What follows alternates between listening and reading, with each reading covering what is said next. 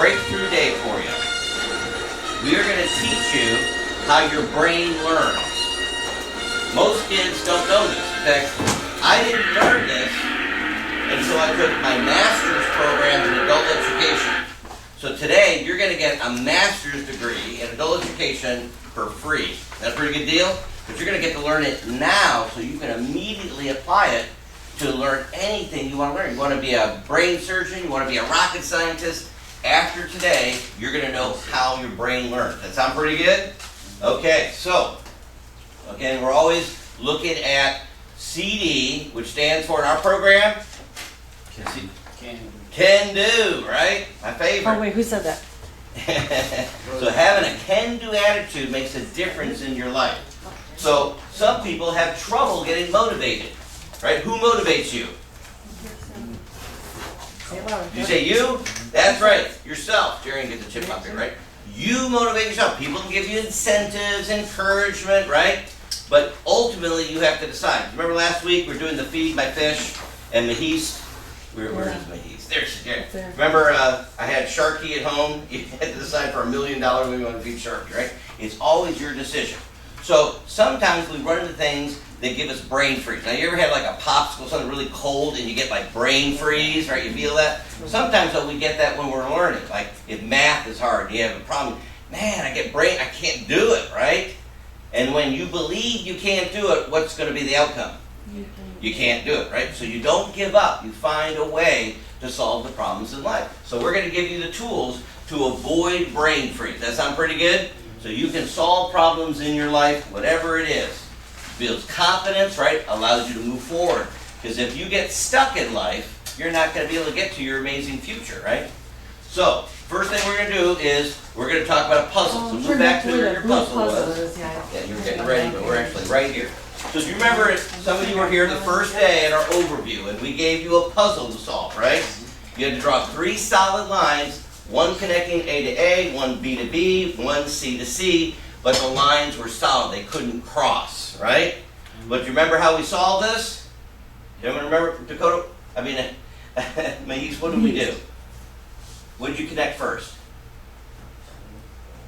And remember? We did A to A. We said, well, wait, Mr. Kane, but you said you can't go through a box, you can't go outside, right?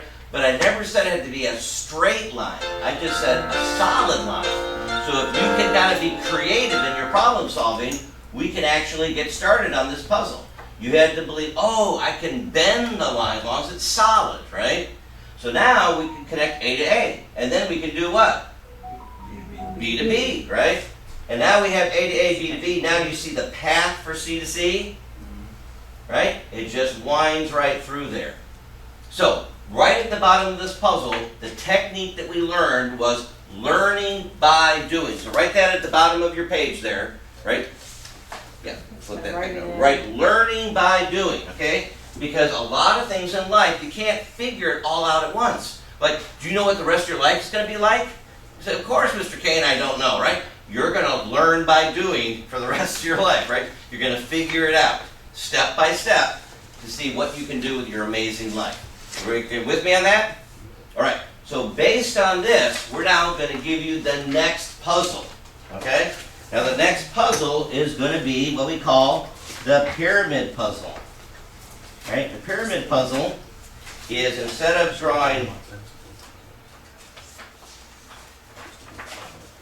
3 lines, you're going to draw 4 solid lines. All right, let's see if we can have you do this. So there you go, Rena, Noe, right? Evan, 2 more. Okay, tell you what, can we have a couple of those guys work together because we didn't make. You want to share? You can work together as a team. Christopher, here's one for you. Here's one more. Right together. Okay, they got it. Okay. All right. So now the pyramid puzzle looks like this. It's hard. All right. You got a pyramid. Now you have 4 symbols, right? Sanskrit. You've got an eye. You've got a fish hook, jellyfish, and you've got a bird. They have to connect to the symbols that are out in the pyramid with the same deal. Solid lines, they can't cross. But apply the technique we used in the A to A, B to C, B, C to C, But instead of 3, you're doing 4 solid lines, all right? On your mark, get set, go. See if you can solve the pyramid puzzle, all right?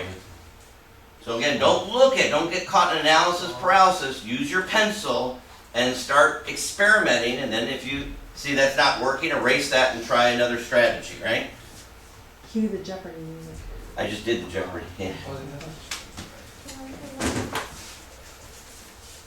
All right, so remember what we did in A to A, B to B, C to C. See if you can figure it out. There's actually 2 solutions to this puzzle.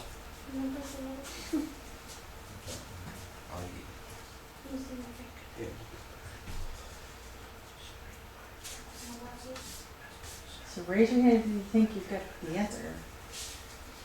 All right, now if you're looking at this and you say, Mr. Kane, I can't do this, what's going to happen? You're not going to do it, right? I can't go on the line. But if you say, no, I can do this, I'm going to figure it out, using the technique from A to A, B to B, C to C, the lines don't have to be straight, just solid, without crossing.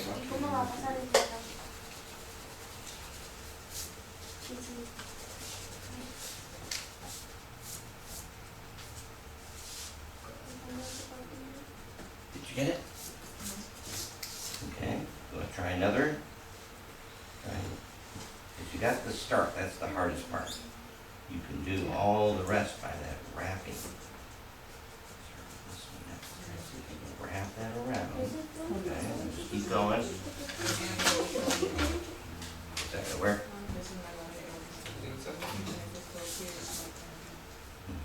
Unless you do some creative wrapping. Oh, no. Let's just stop here. And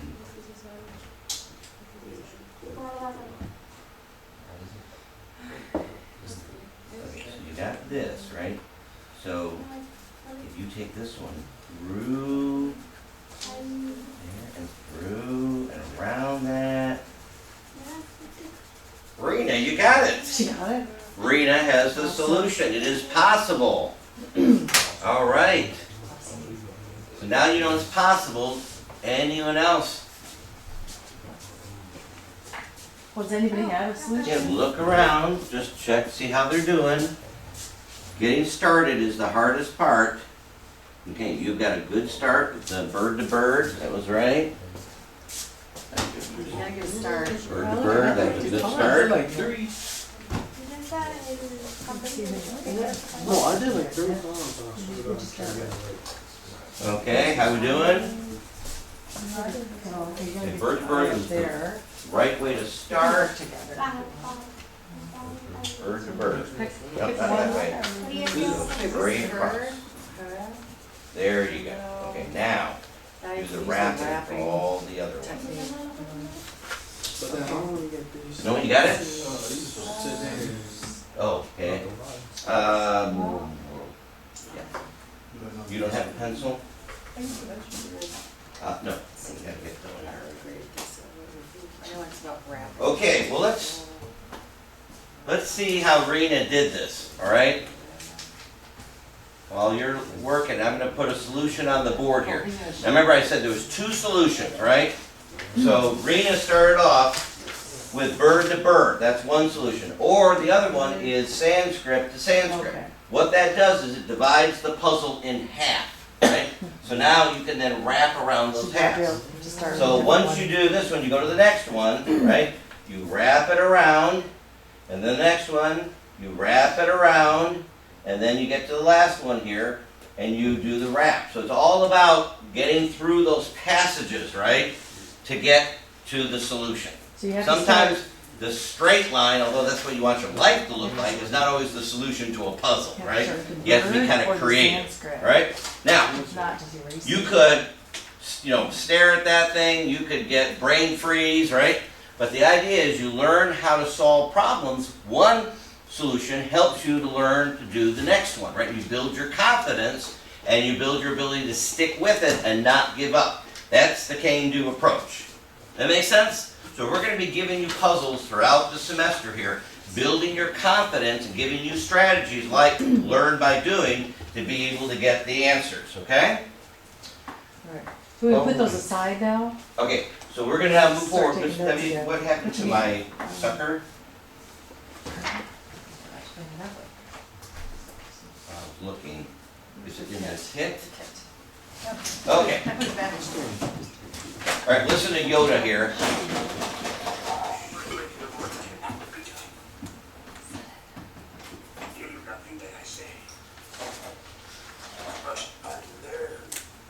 You have to unlearn, like bad habits, right? Alright, I'll give it a try. Go.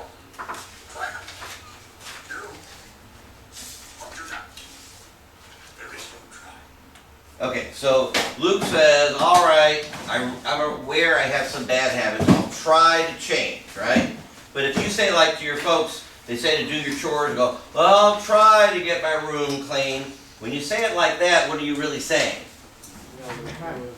I might start, but if it's too hard or I get distracted, don't count on me getting it done, right? Yeah. So trying, although showing up here to West University, right, is a good start. But you can't just show up here, right? You can't say, oh, well, I'm just gonna try. No, you gotta say, I am committed, I'm gonna get my diploma, right? I'm gonna work on each class till I get it done, I'm gonna close it out, right? You gotta say the word I will, right? Because if you say, I will get my room clean, now your parents think what? Hey, sounds like you're probably going to get it done, right? So it gives the confidence that they see your commitment. So we don't want to just kind of like try. We want to have the commitment. We will see it through. That's the can-do attitude. Make sense? All right, so what keeps people from trying hard things to get it done, right? Committing to do it? What's that word? Fear. Fear. And what does fear stand for? Fear. False evidence appearing real, right? So if you were looking at that pyramid puzzle, you might have had a little fear like, I don't think I can solve this, right? If you play into that fear, it's going to stop you, right? But if you say, okay, it may look hard, but I'm going to figure this thing out. Take it as a challenge, right? Life's going to give you lots of opportunities to be challenged. If you're up for the challenge, you're going to be able to be successful in life and move forward. But if you're not up for the challenge, you know some people like that, they just give up when it's hard, right? So if they don't try and with commitment that they will do it, their fear of failure controls them. And they then start avoiding things that look hard. You know anyone like that?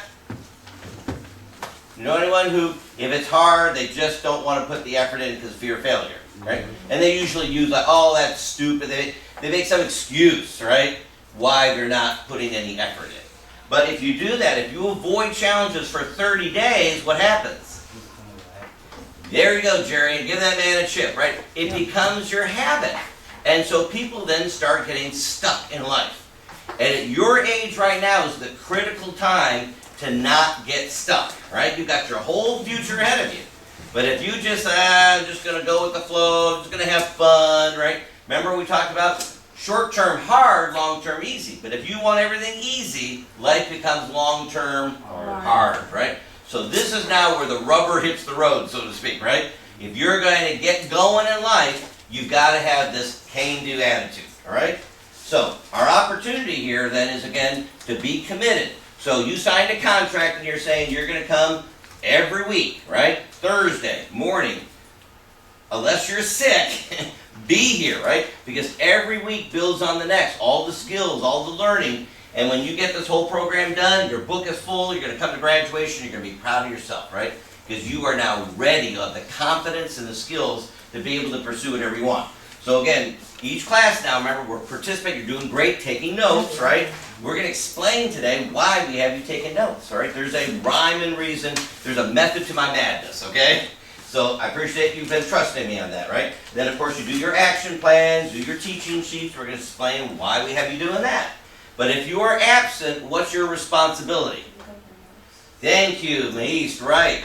You come and you get the book, with your mentor, they can help you get what you missed, filled in those blanks, right? Get caught up so that you don't fall behind, all right? So with that in mind, a very smart person said, a weakness of attitude becomes a weakness of character. Okay, does anyone know who Albert Einstein is? Who's Albert Einstein? Sciences. Scientist and mathematician, right? Now his grade school teacher said to Albert, "You'll never amount to anything," right? That's a terrible thing to say to a kid, right? But she just gave up on him. He was really intelligent. So he took that as a challenge to push himself, right?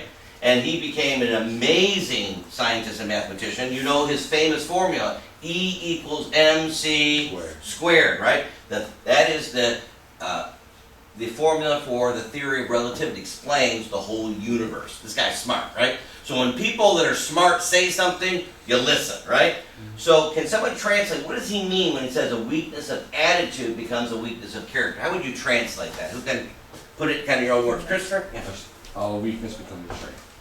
Okay, so why is though having a bad attitude a problem? It affects how others see you and how. Okay, and how you see yourself, right? Remember the character's on the inside, right? So if you have a bad attitude, you're not really willing to put an effort in, you're not thirsty to learn, whatever it is, right? It's going to affect your character, right? On the inside, you're going to make bad decisions in life. But if you have a positive, right, a can-do attitude, hey, I'll take on challenges, I'm going to get my diploma, I'm going to get a great job, and have a great life, right? Then your character on the inside builds that, right? So you're not faking it, it's who you are on the inside. You know, remember, tip of the iceberg is whatever when people say, some people try to fake it and look good, right? But they're empty on the inside because they're character, right? So people that are cocky, is that a good attitude or bad attitude? Bad. They're trying to look good, but on the inside they're empty, right? People that don't want to try, right? Bad attitude produces what? Bad character, bad habits, right? You're not going to be successful. So the opportunity is then how do we build this kind of formula for success in life? Well, I can tell you about my family, okay? Now, my dad was the last of the Texan Canes, okay? Now, if you're the last of a family tree, right? You're the last one, what could happen? If my dad didn't have any kids, right, any children, That would be the end of the generation. that'd be the end of the Texan Canes. Oh my gosh, that would be awful to have that happen. Wouldn't you agree? The Texan Canes, they're important, okay? So, luckily, my mom and dad had 7 kids, and then we've all had kids. There's plenty of Texan Canes. Whoosh, all right, we solved that problem. But they now had 7 kids. 7 kids in my family. They had to feed, support, right? Get all the way through. So at a very young age, they just were really clear with us. They said to each one of us, hey, we're going to support you, we're going to get you healthy, but you have got to get an education in life, and you're going to have to save the money, get good grades, get scholarship, whatever it takes, right? So that your education will produce the opportunities in life that you can pursue whatever you want to do. Does that sound like good advice? All right. But to make that a reality, they made us take for every dollar that we earned or got or whatever, we had to put 10%, a dime, in our college savings bank. Now, was that popular with us kids? Man, 10 cents, really? Every time I got something. Hey, what do you need? Oh, Okay. Raw glass. So, it wasn't popular, but what message was that sending to us? Who's responsible for our education? We are, right? It's our future. You gotta start preparing for that future, right? So one day, did we find that? What? The sucker you were looking Yeah, I for? set it down in front of you. Oh, there it is. Okay, great. Sorry about that. All right. So, as we're living now with this coaching from my folks, my kid sister Laura, she's 3 years and 3 days younger, and I embellish 3 hours, 3 seconds, kind of make it dramatic, right? She's younger than I am, okay? Now, when she was very young, she had one of these big suckers, right? To a 3-year-old, this is like gold. Noe, would you agree with that? To a 3-year-old, this is like gold. So one day, she's walking to our refrigerator, and I'm just kind of like, what is she doing? And I see her open up the freezer, and I say, Laura, what are you doing? In her 3-year-old voice, she says, I'm saving my lollipop for college. You see how ingrained that was? I mean, my parents started at a very young age coaching us to take ownership of our lives, right? Now, I don't know how long that stayed in the freezer, but the point was, we knew we were responsible, right? And we had a can-do attitude, so whatever assets we had, we started saving, right? So, what happened in our family? Well, as a result of that coaching, of the 7 kids, It's expensive, you know, to go to college. How many of us do you think actually made it to college? What would you guess? 2. More than 2. 5. 5. More than 5. 4. 6. More than 6. 7. All 7. Okay, now that's a good start. But then you get to college, and we had to have jobs, we had to take student loans, get scholarship, right? We had to make it all the way through. How many of the 7 actually made it to graduation with their undergraduate degree? What would you guess? 1. All 7, right? Now, of the 7 who made it through, right, their undergraduate, how many went on to get a master's degree in a specialty area, right? How many? All 7. All 7. And my kid brother Steve, he's the PhD, he's the doctor in the family. He developed, again, a talent and knowledge of computer programming for imaging, okay? So he could create imaging, you know, algorithms, all sorts of stuff. Now, how did that pay off? Well, you all probably heard of the Hubble Space Telescope, right? They launched this telescope into space because the atmosphere, when you're trying to look through a regular telescope, the atmosphere distorts, right? Being able to see long distances. So they launched this telescope, the Hubble telescope, into orbit. Millions of dollars, right? Years in planning. It got out there, and then they discovered there was a defect in the lens of the telescope. Oops. I don't know if someone lost their job over there or what, but that's like a major mistake, right? But what they did is they found my brother. And he was an expert, right? And he said, hired him to fix the problem. So he wrote computer algorithms to compensate for that defect in the lens. So when you see a picture from the Hubble Space Telescope, it is perfect, right? That's my kid brother Steve, right? Now I coached my brother through Little League Baseball. I taught him how to play chess. I taught him everything. So I gotta take part of the responsibility, right? But anyway, he's a genius. He's a great guy. But he had a can-do attitude. They presented an impossible problem, right? That they were desperate to get a solution to, and my brother figured it out, right? He had a can-do attitude. So that coaching from our family, right? You can't go to my folks and say you can't do something, right? They say, your name's Kane, you can't do it, right? It sounds corny, but we didn't waste time with excuses, right? When there's a challenge, you dive in, you figure it out, you get it done, and you build your confidence and your expertise along the way, right? So that's our legacy, all starting from my little story of the lollipop, right? So what we're saying is that when someone's coaching you, whether it's in sports, whether it's one of your teachers, one of your parents, to not give up, but take on challenges, right? And learn how to solve problems, you become a successful person. People will hire you for jobs, like my brother, right? They'll promote you, right? You're going to have a really amazing life. But you got to have this can-do attitude. So to be able to do things, though, you got to be able to learn, right? Because you got to figure things out. You got to learn. Today was learning by doing. There's lots of different techniques to learn we're going to share with you today, all right? So you see how important it is to be able to learn? Well, if you understand how your brain learns, you have unlocked the secret to success in your life, all right? So I'm going to give you a master's degree in adult education right now, right? So hold on your pencil, right? We're going to go for a ride here, and you're going to get this information, and you're going to realize how valuable it is. Now first, you have to have a can-do attitude, right? So like athletes like Tim Tebow, they never gave up. The game's on the line, right? No one could stop him from scoring. Right? Was his team happy? You better believe it, right? So in fact, when you have a leader on a team, it's contagious, right? If you're not going to give up, everyone working with you believes in that, and they don't give up, right? So everyone does their best. So they had 8 come-behind victories in that season with the Broncos. They made the playoffs. They beat Pittsburgh, who was supposed to be the Super Bowl, favorites, right? So they were doing pretty well because they all believed they would do the best they could until time expired, right? They never gave up. So the opportunity is, if you're willing to have that kind of attitude, now we can apply it to the learning process. So, do you remember when you learned how to ride a bike? Maybe years ago, right? I don't know about you, but I fell off the first time I got on a bike, right? It's kind of hard to get your balance, right? You got to learn how to pedal, right? So when you fall off, what are you supposed to do? Get back up. You get back on, right? Everyone knows you gotta get back on. Sounds like Nick Wojcik, right? You fall down, you gotta get back up, right? So the key to learning is you're gonna have some failures until you have success, right? Thomas Edison, the inventor of the light bulb, commercial light bulb, right? Over 1,000 different filaments he tested until he found one that was usable, right? Now he didn't call it 1,000 failures, he called it what? 1,000 experiments, right? Different trials until he found the best one, okay? So when you fall down, you get back up. So I'm gonna have you put your pencils down now for a minute. I need you to look up here, read what you see on the screen to yourself, okay? So everybody. So I need eyes up here, right? Here we go.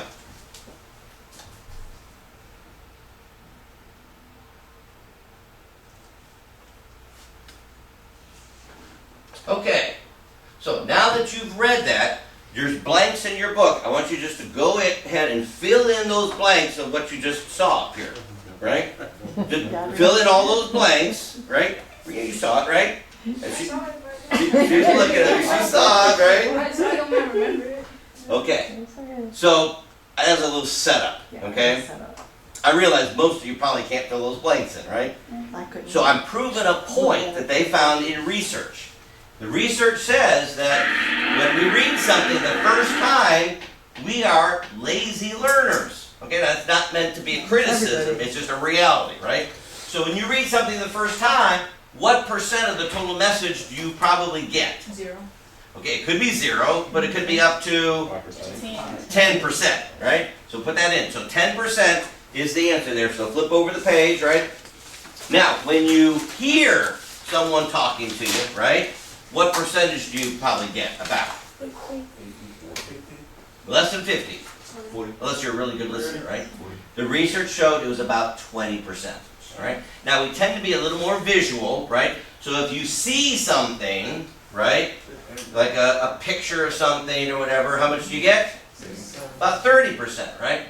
Now, why do we use multimedia in here? Where I'm talking and I've got pictures for you, right? Is because when you combine hearing and seeing, what do you get? 50%, right? Write that in. So, hey, okay, that's better, but that's only half the learning. You're missing half the learning. On a test, that would be what? An F, right? In business, that would be a failure. You'd lose your job if you're only getting half your job done, right? So we got to be able to do better than that. So today, we're going to teach you how you can overcome this kind of learning challenge, right? Remember, take it as a challenge, right? We can do better than that. And the opportunity is that we're going to learn that by teaching something, you actually get smarter. You build neural connections when you teach something. Think about when you ever tutored anyone, like in a subject, you ever tutored someone, right? Helping them. You were helping them, but who are you really helping? Yourself. Yourself, okay? And we're going to explain why here, okay? So hold on to that thought. It popped up there real quick. Okay, so this is what you missed. Learning is not a mystery. It's a 3-step process. That's what I learned in my master's program, right? It's not a mystery. But I used to think, oh, there's smart people, and then there's not so smart people. And I wondered, where was I in that? Am I smart? Am I not smart, right? One of our students in our program, remember just last semester, we got all the way to the end, we're solving puzzles, and she figured a puzzle out, and she goes, I'm smart! Like, she finally realized it. You're smart, right? Everyone can be smart. But you have to know how to learn, right? So, the 3-step process is you got to receive the information, you got to store it, and then you can use it, right? I'm looking, here it is. Okay, well, to make it memorable, it's like catching a football, right? It's just like catching a football. So I need a volunteer who can, Christopher, hop right up there. I saw that hand, okay? All right, just stand right back there. I got to throw it a little distance, right? So imagine Tim Tebow, you're going to be the wide receiver, right? The game's on the line. You got to catch this, right? Okay, now when I go to throw it to him, now did you see what he did? You see what he did? Right? He gets his hands out, his eyes are focused, right? Because if he's just waving to the fans in the stands, right, he's not focused on the information coming at him, the ball, right? It's going to hit him and bounce off. And then everyone will boo and they'll lose the game. We don't want that to happen, right? So when I throw, when I get you information, you prepare for it. That's why I'm looking for eye contact, right? I can tell who's really in a learning mode to get the most by if I see eye contact, I see a pencil in your hand, your body's kind of turned to the front, right? See, a lot of you students have done that automatically. You're in a good learning position, right? So if you're in a good learning position, just like a good position to catch the ball, your chances are you're going to probably catch this ball, right? Now, when he catches it, right, he receives it, that's the first step. Could the defender knock it out of his hands? Yeah. So what does he have to do? You tuck it in, you store it, right? So now you own it. No one can grab it. You can't get distracted, right? And then the last step is you got to use it. You got to run for the touchdown, right? You can't just stand there, right? Because then they're going to tackle you, okay? All right, so imagine it's the end of the game, right? We got to win this game. Christopher is ready for Tim Tebow to throw the ball to him. Can we cheer him on here? All right, let's hear a little cheering. Come on, Chris. All right, here it comes. All right, tuck it in, run. Wow, all right, we won the game. All right. All right. Yeah, I know going, oh man, Mr. Kane, you know, man, it's cheesy, right? But I'm doing something to make it memorable. Because once you see that, right, you'll never forget Mr. Kane doing that stunt, right? And Chris, you did a great job, right? So, that is the learning process, like catching a football. You got to receive it, store, use it. Now, we're going to explain how to do that. Okay, you with me on that? So, that's the process in a nutshell. Oh, someone else? Someone else want to get involved in the learning process here? All right, Dakota. All right, now I see she has lots of enthusiasm here. She wants to win the game, right? All right, so again, I'm going to throw it to her. Okay, but you can't be holding on your purse. Remember, you got to get ready, okay? I've got the eye contact, good. Hands are out front, okay? All right, look around your defender, make sure he's not right in your face, okay? All right, she is ready. Let's cheer her on again. Let's do it again. Can we win again? Here it comes. Tuck it in. Score. Oh, you got to run all the way to this. You throw it back to me. You got to score. All right, well, hopefully the defender fell down and she eventually made it to the goal line, right? Because, yeah, they need to. Right. So the goal is the repetition, right? You can't just catch it one time. How many times do you need to catch it? Every time, right? You want to be a star receiver. Well, you want to be a star student. So every time you go to learning, you need to build the habit of getting yourself ready to learn, right? Don't be distracted. Don't be daydreaming. Don't be sleeping, right? And then you got to do these 3 steps. Okay? With me? All right, so now let's see how we do that in the learning environment. So the first step is receiving, right? But what keeps people from receiving? You ever heard of, you know, like in one ear, out the other? Yeah. Right? It means you're not really like Charlie Brown. You hear when he talks to the teacher, go wah wah wah wah wah wah. Right? The teacher's talking, but we're not really receiving the information. Have you ever done that? Your parents are like trying to talk to you, and you're on a computer, and they go what? Right? You want them to repeat. Right? You ever done that? Can you say that again? Right? That's kind of that lazy learning mode. Right? It's frustrating for someone who's trying to give you information that you need. Right? So, instead of one ear out the other, because if you're not getting it, you can't store it and then you can't use it. So it's kind of like, you know, riding the bike, you're going to fall off, right? So instead, we got to change our habits, right? We got to learn how to focus. Successful athletes, they call it the zone. When they get so focused, they tune out all the noise from the fans and everything, and they are ready to perform that task to win, okay? That's what winners do. So, here comes the information. Here's your brain. What's the number one reason why people don't get the information? What do you think? Not paying attention, right? Very good. So what are the reasons? Daydreaming, I'm sleepy, I'm talking to my friend's distracting me, I'm distracting them, whatever it is, right? You got to eliminate the bad habits, right? So that every time you're ready to learn. You guys have been doing great in here. I see Debbie's been grading the notes and giving you chips for it, right? Because when you learn to focus, right, that's what the note-taking does. It helps you to focus to get the information. But there's more to it, I'll share with you in a minute. So the first step is not paying attention means it's like bullets bouncing off Superman, right? Okay, you're not going to get it if you're not paying attention. And unfortunately, in life, a lot of times we're not paying attention and opportunities we're missing, right? So this is a good way to learn how to focus. Like policemen, they learn how to focus so they can quickly identify a criminal, right? If someone's at a crime scene and they ask, okay, give me a description, and the person, It was a man, I think. They can't remember because they weren't really focusing, right? They were lazy learning still. So you got to learn to focus. All right, now, the second method, the second step is to store it, okay?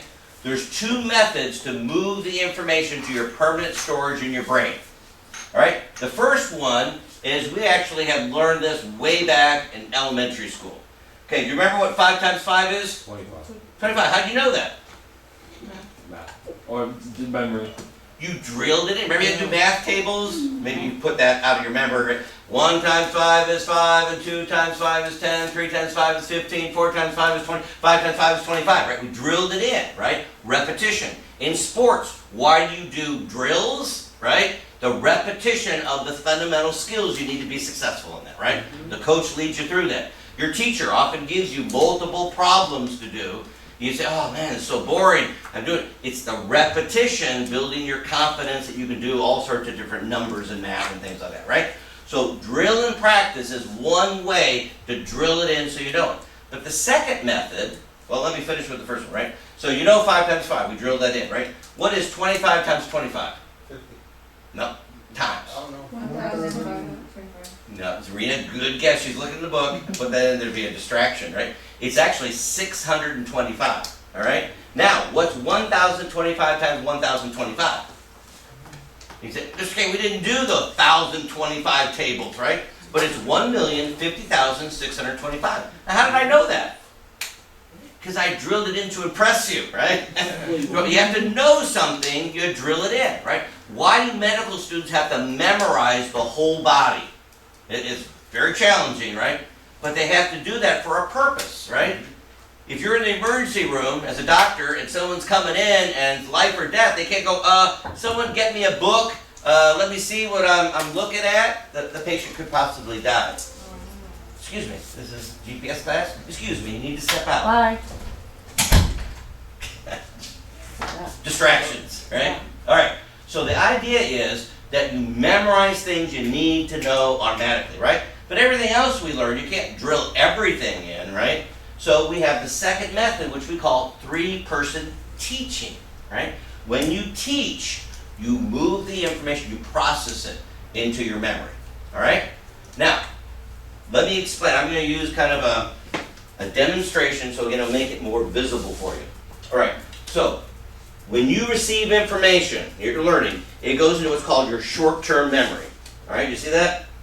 Short-term memory. Now, if you didn't get much sleep, if you didn't have like breakfast, your short-term memory kind of shrinks. You have very small capacity, right? So here you are, you're coming to school, you're trying to learn, right? Oh man, I'm tired. Oh, I'm hungry. But as you start to learn, what's going to happen? It's overflowing, right? Are you getting what's overflowing? No, it's not registering all.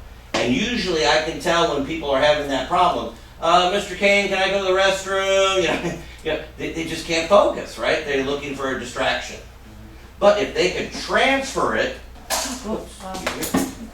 from their short-term memory to what we call their permanent secondary memory.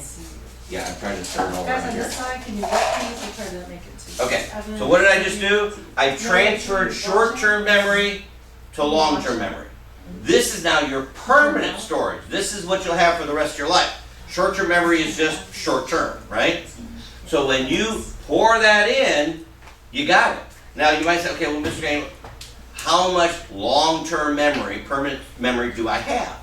Well, the research shows, obviously there has to be a finite limit, but our brains are such an amazing machine that research shows that we don't use but maybe 10% of our long-term memory for a whole lifetime.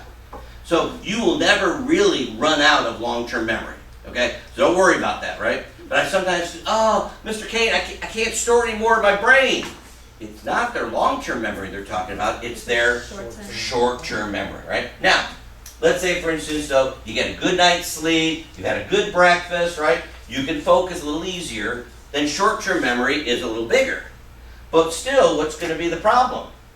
When I go to pour, that's information that I'm receiving in, it's eventually going to still overflow. So regardless of how well you can do in the moment, right, you still got to know how to transfer it, right? So that's what these two methods are. Transfer from short-term memory to long-term memory. Make sense? All right, now, I've been doing some things you didn't really quite realize, all right? We give you teaching sheets, right? The teaching sheets are one of the methods, right, to move it to your long-term memory. So we ask you, teach this to your folks, teach it to brother and sister, whoever you can, right, to your mentors. You can even teach it to your dog, right? Because you are teaching, that's the important part. Now, you'd like the other person to benefit from that, right?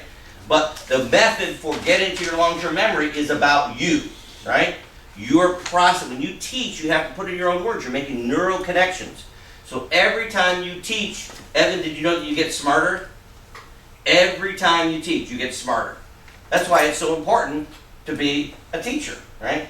So hopefully you might know some teachers that they seem pretty smart, right? It's not by accident, right? It's because they've been teaching, right?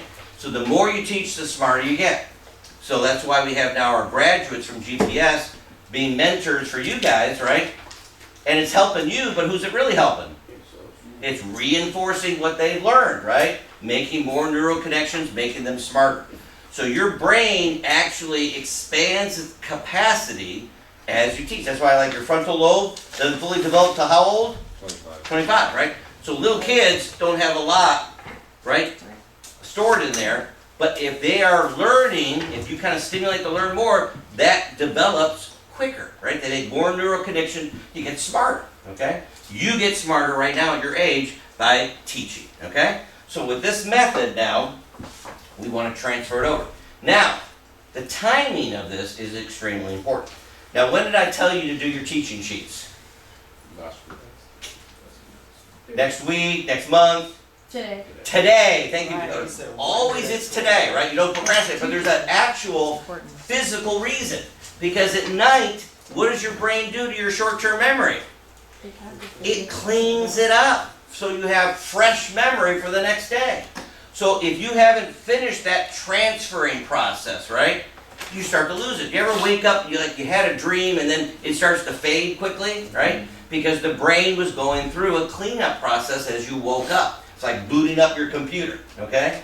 So if you don't teach it today, it's going to be harder to remember it tomorrow. Now, if you took notes, again, that helps to stimulate some of that and you get some connections going, right? But that's why you want to do it today, because you'll maximize the learning process. Yes? And next week we'll have a test on this material, so definitely teach it today. Yeah, but again, once you got it, right, once you've studied a subject, right, and you reviewed your notes and everything, you're ready for that test, right? You can take it any time. But the testing process is another reinforcement to the learning. Okay, so it's good to measure that, all right? So do you see how this works? Okay, so you either drill it in by repetition or you teach it into your long-term memory and then you own it. Now, let me just give you an example why this is true. You ever heard of seniors that have like Alzheimer's or dementia, right? Do you know what it affects? Long-term memory or short-term memory? Short-term memory. Like we were just calling Debbie's dad, and you know, he's going to turn 89 this next week, so we were calling him for Valentine's Day, right? And so, you know, he's really friendly and he's still pretty good at stuff, right? So he would ask, hey, how's the weather down in Florida? So, oh, Dad, it's great, it's warm and, you know, really nice outside. And about 5 minutes later in the conversation, he asks, hey, how's the weather down in Florida, right? He would say, Dad, it's really great, you know, we've got to be patient, right? 5 minutes later, you know, he's asking again, hey, how's the weather down in Florida, right? Because his short-term memory is shrinking to the point he can hardly hang on to what's in the moment. But you ask him something that we did 20 years ago, he'll tell you the whole story, right? Because that's in long-term memory, right? And those diseases don't affect the long-term memory first, they affect the short-term memory. Does that make sense? So if you're working with a senior, understand those, be patient with them, right? And he plays the accordion and he's all this music that he's memorized. All in his brain. He still remembers the lyrics, he plays all the notes. He can remember all of that. Yeah. But he can't remember. It's all what he in said his 5 long-term minutes ago. memory. Yeah. Now, he goes to nursing homes and And he performs plays because he loves to do it. He doesn't have arthritis. He's amazing. He turned 89, right? But even while he's performing, He'll forget Debbie's what he sister played. has to be with him because he'll end up playing the Jingle same bells all song in a over few more minutes, right? You got to remember, oh, we finished that one. We'll get on to that. Because his short-term memory is being affected. See how if you understand the brain, how it works, you can then master the use of your brain. You can maximize its performance. Now, one thing I'll just share with you to finish your master's degree, okay, is that your brain stores the information in long-term memory in an organization. It's not just random, okay? So think about file cabinets, like you put information in different file drawers, or like a pill box, right? Each pill box is a different storage place. So think of your brain, you've got a storage place for all your math. So everything associated with your math, science is a different place. It's all associated together, interesting, you know, whether it's chemistry, or there's all different storage for it. Your English, right? You're associated. You have a place for GPS, right? That's why on the test, why do we have you do multiple choice first before fill in the blank? Multiple choice, the answer's there, right? So if you get to the storage place where your GPS stuff is, you're more likely going to remember the fill in the blank stuff, right?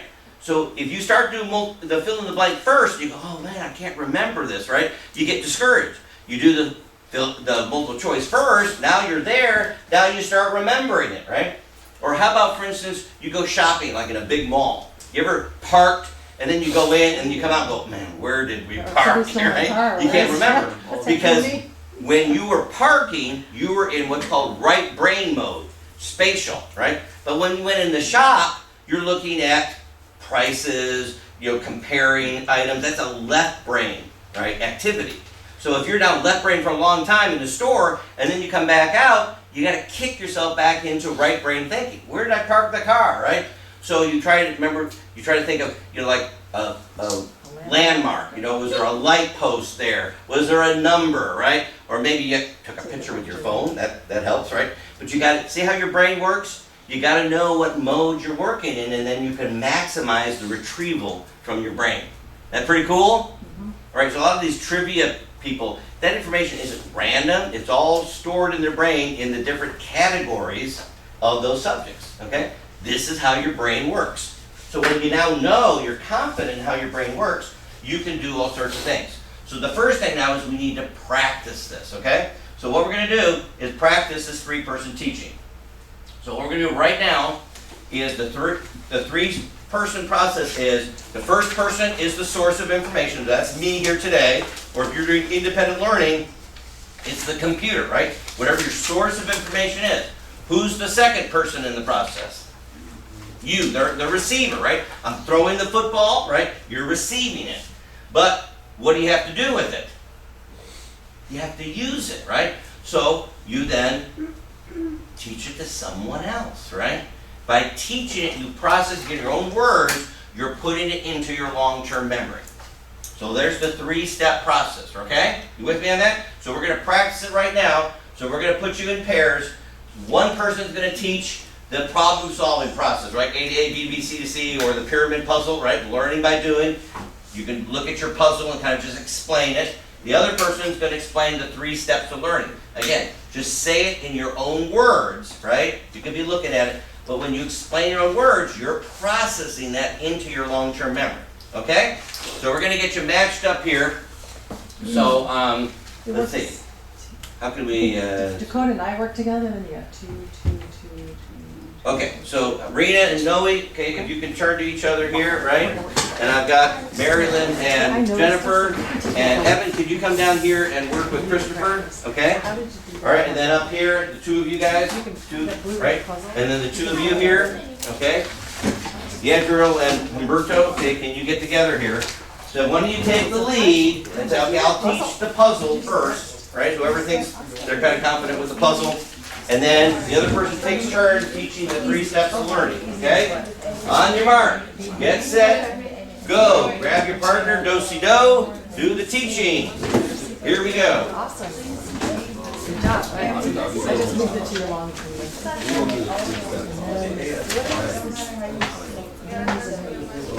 You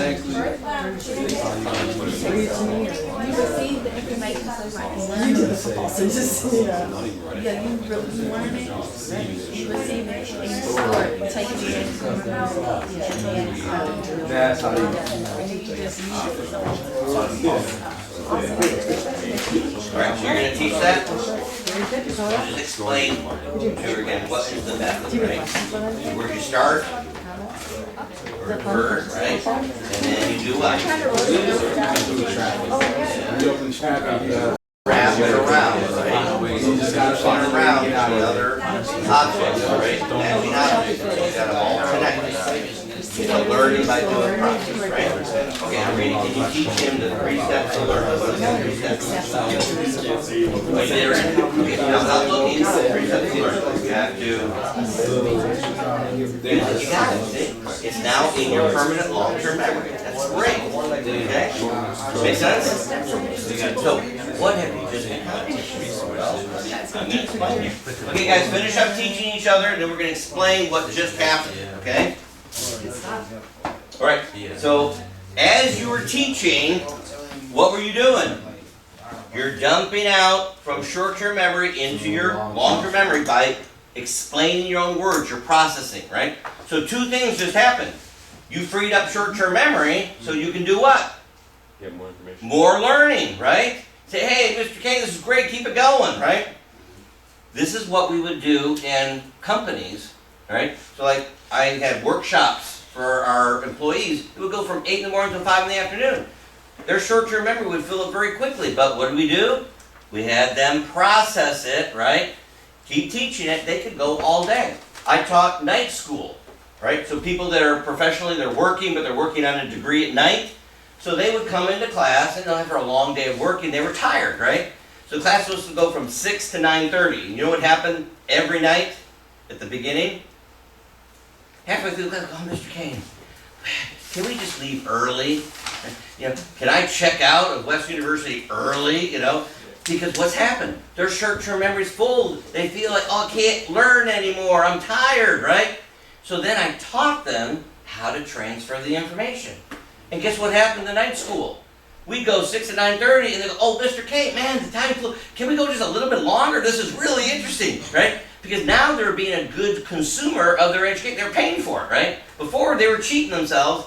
When they learned how to learn, they were doing great. See how it works?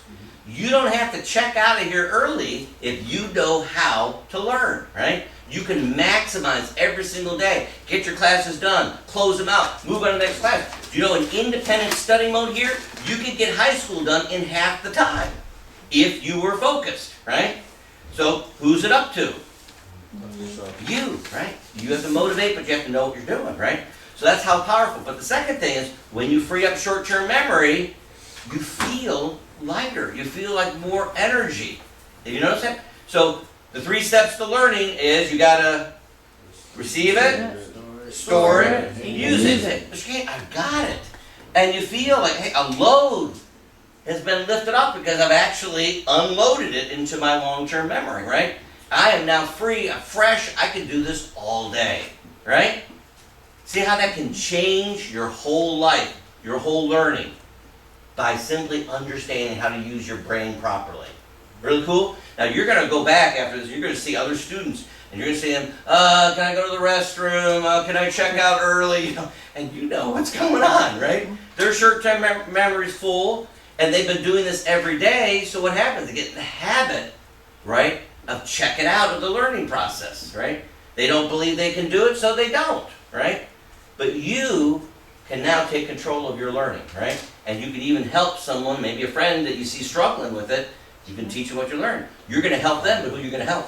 Yourself. Yourself, because every time you teach it, you're getting smarter, building new neural connections, right? Your brain is actually expanding its capacity. So this is powerful. This is life-changing, right?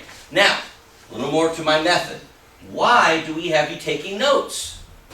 Oh, Mr. K, that's just to keep me busy. No. In note-taking, it's actually this 3-person teaching process, right? The research shows that if you get in the habit of taking notes, you'll get a letter grade higher. Why? Because you're teaching with the 3-person method. Who's the first person? The instructor or the computer. Who's the second person?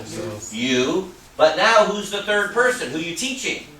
When you do notes, you're teaching yourself or someone else who's going to look at those notes, right? So when you take notes, it causes you to focus, it causes you to transfer it to your long-term memory, right? So, as I said, you could even be teaching your dog, right? You could go home, I can't have you sign for your dog, okay? But you understand, if you're teaching it to anyone else, right? Then the dog will wag its tail because it likes the attention, but they're not comprehending what you're teaching them, right? Okay, they love the attention, right? So the key though is it's about you and your brain, right? That's what's going on here. So why do we have you taking notes in here?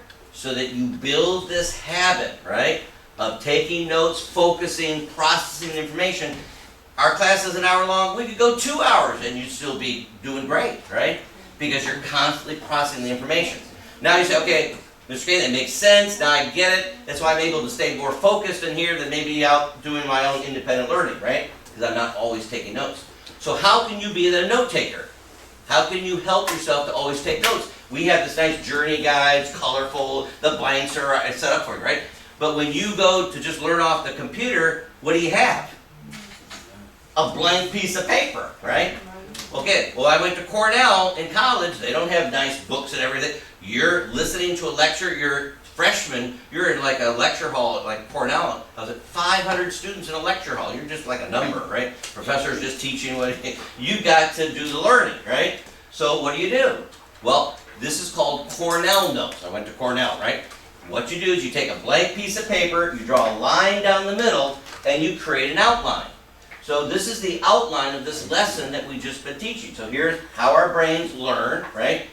Learning's not a mystery, it's a 3-step process. You put the details on the right side, right? Receive, store, use it. Then you break down each one. How do I receive information? Here's the answer. How do I store it? Here's the answers, right? How do I then apply it? Here's the answers, here's the summary. You just created your own organization for note-taking, right? So now you can go back and you can use this as a study, you could give it to someone else and they could quickly see how organized it is, right? Cornell notes, right? You can do that every day now when you're doing your independent learning, right? So you don't have to then look from one screen to the next and, oh, this is getting so boring, right? Just start taking notes, stay focused, process it. You'll be amazed how you can go through these units here and master the information and ace the test. Is that cool? This can change your life if you're willing to make it your habit, right? How many days? 30 days. That's why we have you do this every week, right? So by the end of the semester, when you are going to graduate from GPS, you've not only got the knowledge and the tools, but you have the habits to be successful. See what we're doing? There's a method to my madness. That's why you want to be here every week, right? Get the information and practice this method, okay? So, is it fantasy or reality to learn, be a successful learner? Reality. It can be your reality, right, if you take motivation to motivate yourself, right? But do you see students around here that don't seem to be very motivated? You ever seen students that they can't seem to concentrate and they want to socialize and then they get distracted and then they sometimes get into trouble and all that. They're doing it to themselves, right? They're in bad habits. But if you're willing to motivate yourself, you can learn anything that you want. So here's the key. The first thing is that learning creates knowledge. So when you go into a job interview, right, for a job, something you want to work at, the first thing they're going to test you on is your knowledge of the job area, right? What do you know about this? They want to know you know something so that you'll have a starting place. But on the job, you're going to learn a lot more than what you walked into the first day, right? You learn on the job. So the second thing is they want to know that you can learn. So having a diploma is kind of one proof. Hey, I learned all these classes, I got my diploma, I stuck with it, right? But they still want to know that you know how to learn. If you were to tell them what we just learned here today, you would blow them away. They'd be getting you on that job. Can you start today? You know what you're doing, right? They're ready for you. Now, you might be motivated at the beginning of the job because, hey, you want to get the job, but then they need to know, is it your habit, right? So the habit means you have a lifelong focus, right? I'm not just going to work hard for you for the first month. I'm thirsty to learn. I like to learn. I know how to learn, right? Now, you've got a job for as long as you want. They're going to promote you, right? They're going to give you pay raises because you're more valuable because not only do you have knowledge, not only do you know how to learn, but you're motivated to keep learning, right? That's what makes for success. Make sense? The interviewer should be asking you questions so they can discern that. Now, some do better than others, right, at that. But chances are, if you are prepared, doesn't matter who's interviewing, you're gonna blow them away. They're gonna be shaking your hand and saying, you are hired, right? And they'll tear up all the other resumes and say, we don't need to have these other interviews. We already got our person, right? Because you were ready, right? To create great good luck in your life. Remember we talked about preparation, opportunity, you create good luck in your life. This is the key to learning. Powerful stuff, all right? Now, I'm passionate about it because I know that it works, and I'm encouraging you because if you're willing to stick with us on this, right? When you get to GPS graduation, I said, you're going to be so proud of yourself. Your parents are going to be proud of you, right? You're going to be focused. You're going to notice, as I said, the other students, they're not like me, right? I am now different, right? Because I know what I'm doing, but you can help them, right? You can share what you know, okay? So that's why our GPS graduates become leaders, because they start sharing what they know and they get smarter. Mentor, yeah. So, why don't people then break their bad learning, lazy learning habits? Well, what are they afraid of? Failure. Failure, right? Oh man, like look at the puzzle, I don't know if I can do it. Gosh, can I really build this learning habit? Maybe they don't think they're really smart. Until like that one student said, I'm smart, they really realize I can do this, right? Everyone in here can do this, right? So, the truth is you only fail when you think you're gonna fail. When you give up, when you say, oh, I'll only try, but I'm not gonna then follow through because it's too hard. Short term hard, long term easy, right? What's another reason? Well, if I ask questions, I might look stupid, right? No one likes to look stupid, but guess what? It's stupid not to ask questions. Because just like on the pretest, when you ask a question, what happens in your brain? It immediately creates a storage place for the answer. That's how your brain, so the more questions you ask, the more you start filling in information faster, making more neural connections, you get smarter faster. And chances are, the question you have, other people have too, but they don't have the guts to ask because they're afraid of looking stupid. See what I'm saying? You start to become the leader in the learning environment. Pretty good? Okay, so this is the truth, and the truth will set you free, okay? So, I'm going to practice real quick. I need 2 volunteers, because now that we're going to know we're learners, we got to learn how to handle difficult people, right? All right, so how about Christopher and Dakota come on down? All right, so we're going to set up a little situation. We have a parent and a teenager. Okay, who wants to be who? You're a good parent. Okay, Dakota, all right. So you're the kid here, all right? So you're going to start off reading what's in red, okay? And then when you hear that, this blue is going to be your response. And then Dakota, in underlined in black, is going to be when you hear what he has to say, and then you're going to act like that, okay? All right, now, these are the actors. You guys are the directors, right? You get paid the big bucks, so you got to put down the donuts, right? And when we're ready, you're going to put your hands together and do ready and action. Remember? I have a question. I'm making this more realistic now. I love it off. And then Yeah. What's he want This to is do? the moment you can do that. All right. Okay. All right. So these are obviously professional actors. Okay. This is great. Okay. All right. So they've read over their parts. They are prepared. Okay. Directors, put your hands together. Right. Hands together. Ready and action. I thought you promised to do all your chores before watching TV. You're watching TV now and your chores aren't done. Gee, I guess I got distracted and forgot. You chosen to miss the TV for the rest of the week. Oh man. All right. Christopher's not happy about that, right? Now, you ever heard that excuse? I forgot.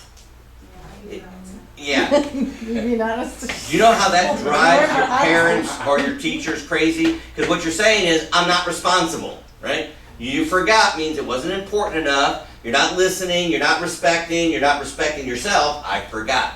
But your brain didn't really forget, right? You just chose to not make it important to you, right? So, what do? Right, we need to improve. So, the first thing you do, the bad habit, is you remove that excuse from your vocabulary. Forgetting. On the job, the boss says, hey, you didn't do your work. Oh, I forgot. What's the boss going to do? Fire you, right? The parent is actually really nice, only getting a short-term punishment, right? The boss, it's done. I'm tired of hearing the forget stuff, right? I'll find someone who can remember to do their job. See what we're saying? So this is the opportunity. So we got great actors here, but that is the reality. So when we say we're going to do something, we need to build our reputation that we're actually going to do it, right? We hurt our reputation with other people, but who are you really hurting when you break promises? Yourself, right? So when you say you're going to do something, you don't do it, they don't trust you, but you begin to not trust yourself, right? I realize, I guess I'm not really very good at stuff because I always tend to forget, right? But that's just the excuse. So, to be able now to be a can-do person instead of I can't do it, you can do it, we're going to have you create then this opportunity to not let yourself down or other people down. Don't let that be your habit. So your action plan on the last page, so flip over there, Last page. is think of someone that you want to trust you. Mom, dad, brother, sister, teacher, friend, whatever. Think of something that you said you're going to do. You didn't maybe have to say the word promise, but you said you're going to do it. Hey, I said I'd call you, or I said we'd get together, right, or something, right? Whatever it is, write the person's name, and then maybe if the blue's really dark, you put outside. But what do you need to apologize for? Now, maybe there was a real good reason why you didn't do what you were supposed to do, right? Maybe there was a situation that you couldn't get it done, but they don't know that. All they know is that you didn't follow through for them.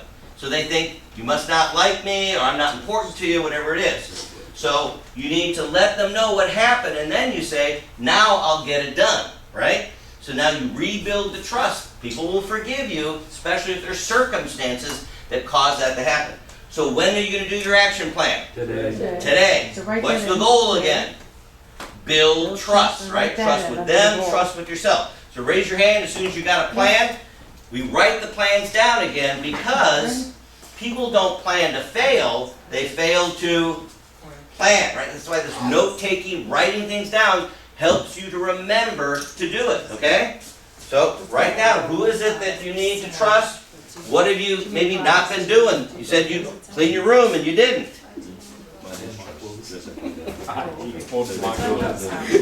So what was it you didn't do? It's more about building more of that trust, you know? Right, but just think less specific that you can apologize for. Was it clean your room? Was it doing a chore? Was it, what did you tell them you're going to do and you didn't do? Just write that down there, okay? Yeah. Evan, who you thinking?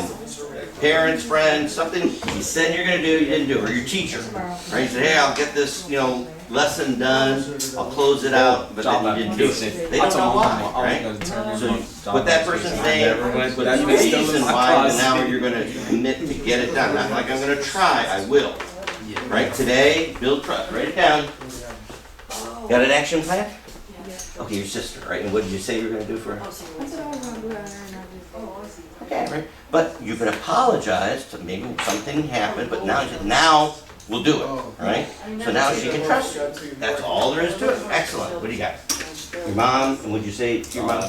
I told her I was going to turn in job application and stuff. Right, okay. So whatever happened, right, you explained, but now you're going to say what?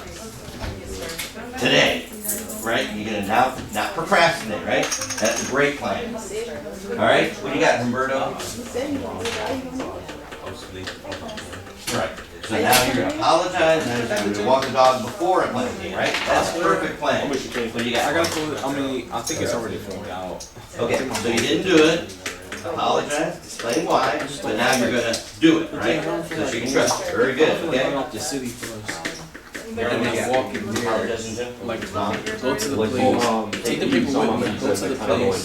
So now you're And then go back gonna to call, explain why it didn't happen, and say, hey, the next time, now I'm gonna call you, I won't let that happen, right? Beautiful. Jerry, and that's what you guys do. Okay, now you can't do it to yourself, because you can't test it with yourself. Who's someone else that you didn't follow through on something? Your parents, your teacher, a friend, brother, sister. What can you apologize that you didn't do something you said you were going to do? Because this space, there's still. You think of anyone? Chores. Maybe you told your teacher you're going to get something done and you didn't do it. Because if you take out. You can't do it yourself. That's good to want to build a relationship with yourself, but right now we need to test it with someone else. Okay, so rate that, put friend in there. And then he's friend, and what did you say you're going to do? Get a chance to come over here yet. Right, so now you're going to apologize to him, and then you're going Anybody need help? to... Okay, whatever it is, you wanna build trust at that, or if you don't wanna have a list, the person should be honest, right? Okay, very good, that's great, that's what you wanna do. He's All gonna right, go over this in a minute. all right, you got, okay, and what are you gonna apologize to your mom? Did you say you're gonna do it? Didn't- I do all my stuff, I'm cooking Okay, so, So, try to open this. that's right, that's commitment, yep. I needed to update. Okay, so, this is your mom, what'd you say you were gonna do? I left. Okay, so now you're gonna apologize, right? Why you didn't get that done, but now we're gonna get it done, okay? It's a blue screen. Okay, I can't here we start go, that bitch excellent, up again. okay? Your mom. I had to take it to a computer. Okay, can you explain what happened, right? Why it didn't happen, now you're gonna make sure that it does happen, right? There you go, she'll trust you, excellent. Did we ever get you, You Mary? can literally just look up the website. So you put Instagram.com. You got a friend, Log okay? into your Instagram. Alright, and then you can text off What that. is it that you, It's fast on my control. Honestly, I type fast. and then maybe there's some reason why, right? You're gonna tell them, But then on the keyboard. right, and then apologize, so they'll trust you, and then you I'd be like, make arrangements, make it happen, okay? Excellent, okay, yes.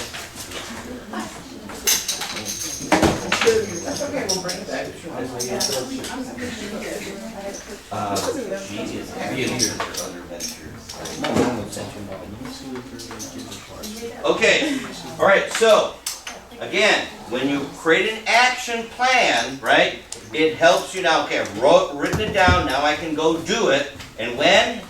No. Now, right, don't procrastinate, because then you'll come up with excuses and distractions, right? So again, when you start to build trust, you're looking at the mirror and proud of the leader you're becoming, right? Other people trust you and you trust yourself.